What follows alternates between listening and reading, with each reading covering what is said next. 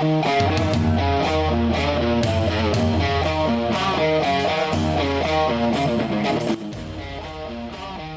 Surabaya berhasil mengalahkan Malut United di Super League pekan ke-17. Laga yang berakhir dengan skor 2-1 tersebut dimainkan di Stadion Gelora Bung Tomo. Malut United langsung mengambil inisiatif untuk menguasai permainan dan Persebaya lebih bermain menunggu.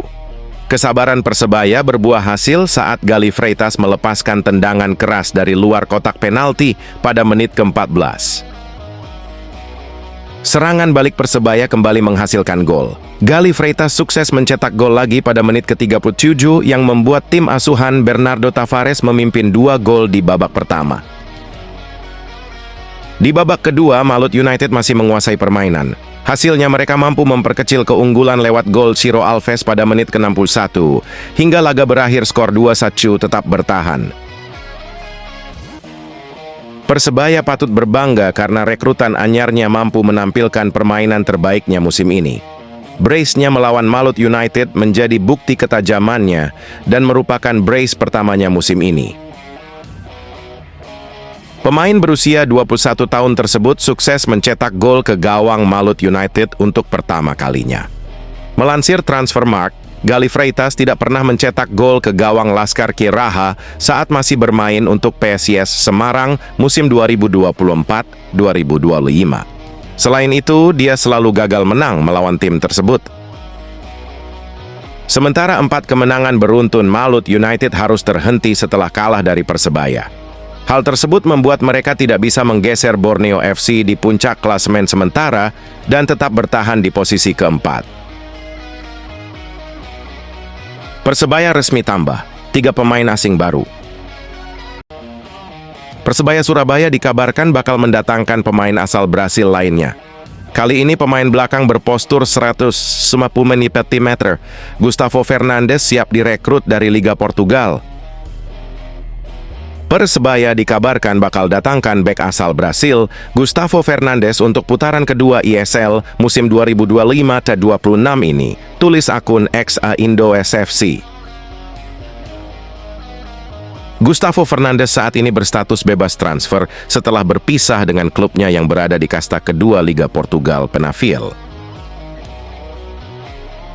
Bek berusia 26 tahun malang melintang di sepak bola Portugal dengan membela klub Anadia, Valadares Gaya, San Joanense, dan Penafiel. Pada musim 2025-2026 bersama Penafiel, Gustavo bermain dalam 6 pertandingan di Liga Portugal 2 dan Taça de Portugal. Apabila transfer Gustavo Fernandes terwujud, maka aroma samba akan sangat kental di Surabaya. Sebelumnya, Persebaya Surabaya baru saja mengumumkan 2 rekrutan asal Brasil, yakni Bruno Paraiba dan Jefferson Silva. Bruno berposisi sebagai gelandang dan sebelumnya bermain untuk Cheonam City di kasta kedua Liga Korea Selatan. Sementara itu, Jefferson Silva merupakan pemain berposisi bek kiri yang bermain untuk Operário PR di Serie B Brasil pada musim lalu. Kedatangan Jefferson dan Bruno jelas akan membuat 2 pemain asing Persebaya saat ini akan dicoret dari skuad. Mihailo Perovic, Diego Mauricio, hingga Dime Dimov menjadi 3 nama teratas yang terancam diputus kontraknya oleh manajemen The Green Force. Ini tanggal main, pemain baru Persebaya. Bruno Paraiba dan Jefferson Silva telah resmi menjadi pemain baru Persebaya Surabaya.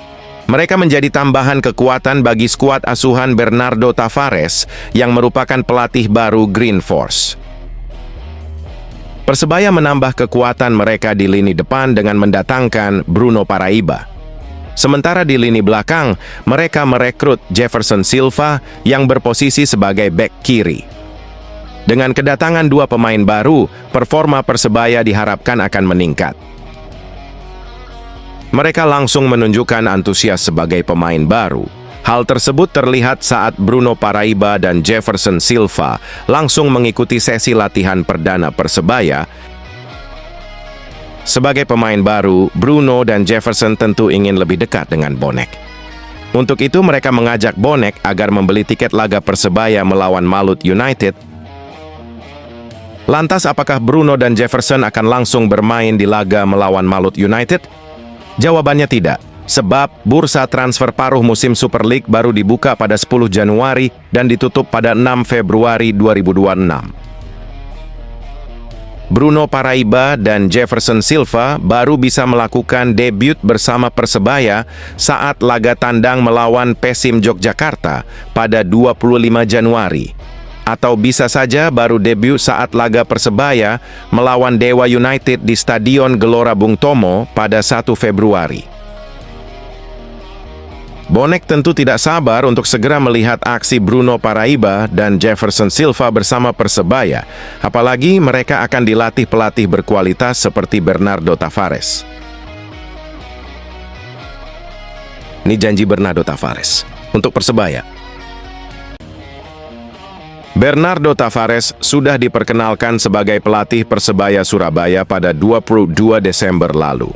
Tapi juru taktik asal Portugal itu baru tiba di Surabaya pada Minggu malam.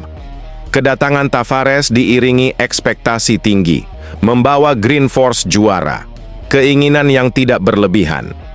Sebab Tavares pernah membawa PSM Makassar juara pada Liga 1 2022-2023. Apakah dia siap memenuhi ekspektasi itu?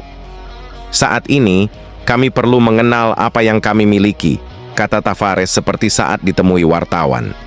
Persebaya adalah tim raksasa. Terakhir kali mereka meraih gelar juara pada 2004 silam. Tapi saya tidak bisa berjanji apapun. Tavares memang ingin memberikan yang terbaik bagi tim barunya. Tapi dia juga realistis. Saya bukan penyihir.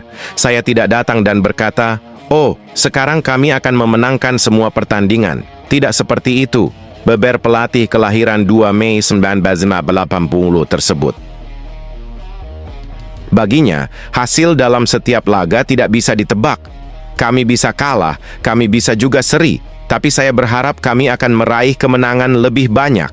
Dan agar hal itu terjadi, saya perlu memberikan kenyamanan, kami perlu memberi motivasi kepada semua pemain, terang mantan pelatih Helsinki IFK itu. Tavares memang ogah sesumbar menjadi juara musim ini, tapi dia punya niatan untuk membawa Persebaya meraih prestasi terbaik. Resmi out dari Cheonan City, Bruno Paraiba menuju Persebaya. Resmi, Bruno Paraiba hengkang dari Cheonan City, sinyal kuat menuju Persebaya Surabaya mulai terlihat jelas. Kabar ini langsung memanaskan bursa transfer Persebaya Surabaya dan memantik rasa penasaran bonek jelang paruh musim.